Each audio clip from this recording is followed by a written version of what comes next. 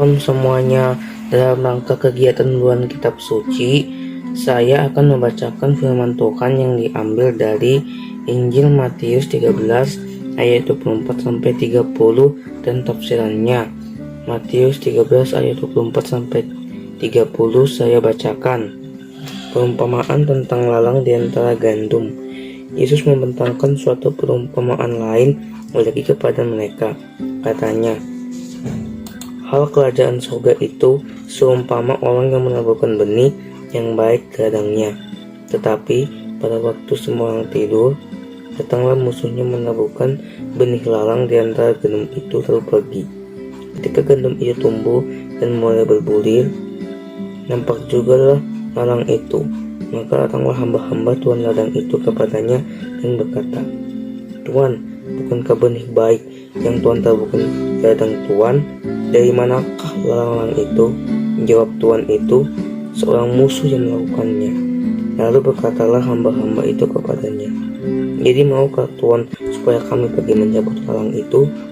Tapi ia berkata, jangan, sebab mungkin gandum itu ikut tercabut pada waktu kamu mencabut lalang itu. Biarkanlah keduanya tumbuh bersama sampai waktu menuai. Pada waktu itu, aku akan berkata kepada para penuai, kumpulkanlah dahulu lalang itu dan ikatlah berbekas-bekas untuk dibakar. Kemudian kumpulkanlah gandum itu ke dalam lumbungku. Penabur benih gandum dalam kisah ini melambangkan Allah, dan hamba pekerja-pekerjanya adalah para orang bawahan Tuhan. Benih gandum melambangkan orang yang mendengar dan memperagakan firman Tuhan, sedangkan lalang melambangkan orang lain atau si jahat. Dalam perumpamaan tentang lalang dan gandum ini, Yesus tidak hanya berbicara tentang orang baik dan orang jahat di dalam dunia ini, melainkan juga mengenai unsur-unsur terang dan gelap yang ada di dalam gereja kita. Kita semua tentunya ingin menjadi gandum seperti diceritakan dalam perumpamaan ini. Kita semua ingin diketemukan dalam keadaan pantas bagi kerajaan Allah pada akhir zaman. Allah tidak menginginkan kita untuk tidak berbelas kasih dalam penilaian kita terhadap orang-orang lain. Sebaliknya, Dia ingin agar kita berdoa sampai 30. Tuhan Yesus Kristus memberi kita didikan dan ajaran yang sangat indah dan luar biasa tentang bagaimana seharusnya mereka, murid-muridnya, dan orang banyak hidup bersama dengan orang-orang jahat pada zamannya. Tuhan Yesus mengingatkan mereka pada zaman itu dan kepada kita di zaman ini.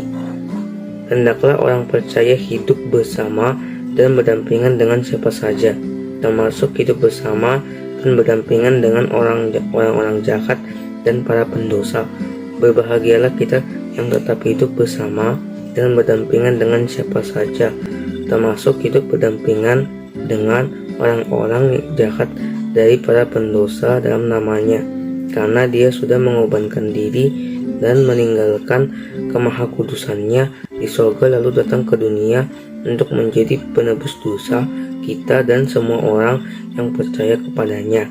Jadi seperti anak domba Allah yang rindu untuk melihat setiap orang dibebaskan dari dosa dan dibawa ke dalam kerajaan Allah.